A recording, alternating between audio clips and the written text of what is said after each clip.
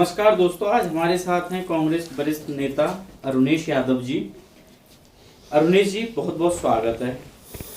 भारत न्याय यात्रा शुरू हो रही है राहुल गांधी जी की, और न्याय की जो सबसे पहली जरूरत होती है, इसमें पूछने की बात नहीं है, दलित समाज को होती है।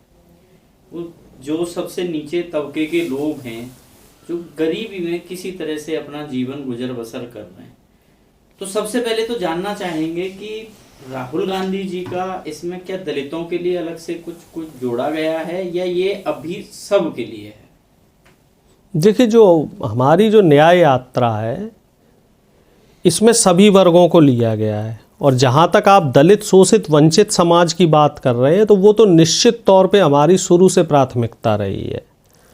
अब देखिए, हम तो इस चीज़ का प्रचार नहीं करते, लेकिन बीजेपी इस चीज़ में माहिर है। बीजेपी ने राष्ट्रपति बनाए दलित तो खूब प्रचार किया कि साहब कोविंद जी को जो है हमने राष्ट्रपति बना दिया। ये बात अलग है कि राम मंदिर का जब शिलान्यास हो रहा था तो कोविंद जी को जो है उस समय इनविटेशन नहीं गया।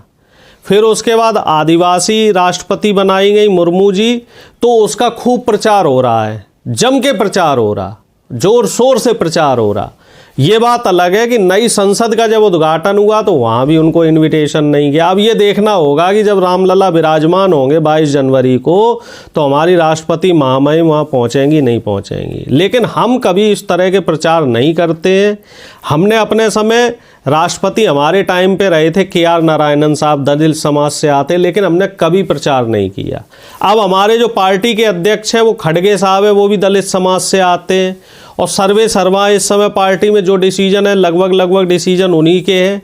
और दूसरी बात, जो हमारी इंडिया गठबंधन की जो बैठक चली थी, उसमें ये एक चीज़ निकल के आई है, निष्कर्ष निकल के आया। एक हमारा, हालांकि देखिए हमारा इंटरनल प्रोग्राम है, LDM करके एक प्रोग्राम चला रही है पार्टी, जिसमें हमने 100 सीटों को चिन्हित किया है। और इन 100 सीटों पे हम दलित, शोषित और वंचित जो समाज है, जिसको हम कह सकते हैं SC और ST समाज, उनको चुनाव लड़ा रहे हैं। साहब, आप दलित समाज के बड़े नेता हैं, लेकिन दलित समाज की, मेरे जानकारी के हिसाब से सबसे बड़ी दलित समाज की जो नेता हैं वो बहन मायावती जी हैं। क्या वो गठबंधन में शामिल हो रही हैं? देखो साहब, निश्चित तौर पे खड़गे साहब सीनियर लीडर हैं, दलित समाज के नेता हैं, और बल्कि मैं तो कहता हूं सर्व समाज के नेता हैं। इस बात में भी हमें सुधार करना चाहिए कि अगर कोई दलित, शोषित, वंचित, पिछड़े समाज का नेता होता है तो उसको उस वर्ग तक ही क्यों हम सीमित कर देते हैं। लेकिन उनकी जो खड़गे साहब की जो स्वीकार्यता है वो दक्षिण भारत में ज़्यादा है। और जो हमारे देश की राजनीति है वो हिंदी बेल्ट या उत्तर भारत में, चूँकि देखिए सारा खेल सीटों का है, सबसे बड़ा प्रदेश उत्तर प्रदेश है, और उसके में सबसे ज़्यादा जो राजनीति की धुरी का केंद्र रहे हैं 90 के दशक से लेके अब तक, तो वो बहन जी रही हैं। लगभग 30-35 साल से वो राजनीति की धुरी का केंद्र रही हैं। और ये बात मैं बिल्कुल स्पष्ट कह रहा हूँ, मैंने अभी 1-2 दिन पहले भी कई जगह बोली है इस बात को, कि बहन जी इंडिया गठबंधन का हिस्सा बन रही हैं। ये बात अलग है कि उत्तर प्रदेश के ही कुछ दल ऐसे हैं जो अभी सीटों को लेके थोड़ा पसोपेश में है, लेकिन हमें पूरी उम्मीद है कि उस मामले को बहुत जल्दी सुलझा लिया जाएगा। बहन जी की तरफ से भी हरी झंडी मिल चुकी है और हमारी तरफ से भी हरी झंडी है। बस सिर्फ सीटों को लेके एक पायदान जो बात है ना, वो बात एक पायदान और ऊपर चढ़ गई। अभी तक तो ये संशय था कि बहन जी गठबंधन में शामिल होंगी या नहीं होंगी। अब गठबंधन में तो वो शामिल होंगी, ये बात फाइनल हो गई है, ये लगभग तय है। बस अब मामला फंस रहा है कि बहन जी जितनी सीटें मांग रही हैं, हमारी तरफ से कोई दिक्कत नहीं है, हमने ओके बोल दिया है। लेकिन जो और साथ में सहयोगी दल हैं, तो क्या वो उन सीटों पे मान रहे हैं, या कौन बड़ा दिल दिखाएगा और किस तरीके से वो तालमेल बनेगा। और वो मुझे ऐसा लग रहा है कि वो जो तालमेल है वो 1 हफ्ते के भीतर जो मतलब 10 जनवरी तक ये सारी चीज़ें फाइनल हो जाएंगी और अंतिम प्रारूप पे जो है सीटों का मामला बन जाएगा। अब देखिए, हमने कितने जो है कहना नहीं चाहिए अपने मुंह से, त्याग वाली बात है। पहले हमने 290 सीटों का फॉर्मूला दिया था। जो पिछली बैठक हुई थी इंडिया गठबंधन की दिल्ली में, उसमें यह था कि कांग्रेस पार्टी 290 सीटों पे लड़ेगी, 543 में से, बाकी में सारे घटक दल लड़ेंगे। लेकिन अब हमने अपनी सीटें घटा के 255 कर ली हैं। जहाँ गुंजाइश थी वो सीटें हमने घटा दी और क्षेत्रीय दलों को हमने दिल बड़ा करके वहाँ पे जगह दी है। क्योंकि हमारे लिए जो प्राथमिकता अभी है, हम देखो अब आधी सीटों पे लड़ रहे हैं लगभग, जबकि हमें 300 सीटों पे लगभग लड़ना चाहिए था, क्योंकि पिछली बार हम लगभग 190 सीटों पे दूसरे स्थान पे रहे थे और 52 हमारे पास अभी हैं। तो कुल मिला जुला के हमारा ये टारगेट था कि हम 290 या 300 सीटों पे लड़े, लेकिन अब हमने उसको घटा के 250 सीटें 255 सीटें कर दिया है, सिर्फ इसीलिए कि बहन जी के लिए एक जो वैक्यूम जो होता है ना, एक रिक्त स्थान बन सके। क्योंकि निश्चित तौर पे जो आपने सवाल किया था, मैं आपके सवाल से पूरी तरीके से इत्तेफाक रखता हूँ कि बहुत बड़ा चेहरा है बहन जी, और दलित राजनीति, या फिर मैं तो दलित राजनीति नहीं कहूँगा, मैं तो कहूँगा सर्व समाज की जो राजनीति है उसमें बड़े क्रांतिकारी परिवर्तन बहन जी ने किए हैं। उनकी जो नेतृत्व क्षमता है उसका सभी लोहा मानते हैं, और उनके समय में जो एडमिनिस्ट्रेशन रहा है उस एडमिनिस्ट्रेशन को अभी भी उत्तर प्रदेश की जनता याद रखती है। और लोग कहते हैं कि गरीबों का काम बिना पैसे के अगर कभी हुआ है तो वो बहन जी के समय में हुआ है। और निश्चित तौर पे इस बात को जो जनता है वो अब स्वीकार भी कर रही है, क्योंकि इस समय तो जो काम 10 रुपये में होना चाहिए वो काम 1000 रुपये में भी नहीं हो रहा है। चारों तरफ अधिकारी जो है वो लूट खसोट मचाए हुए हैं, पुलिस की सब जगह मोनोपोली चल रही है।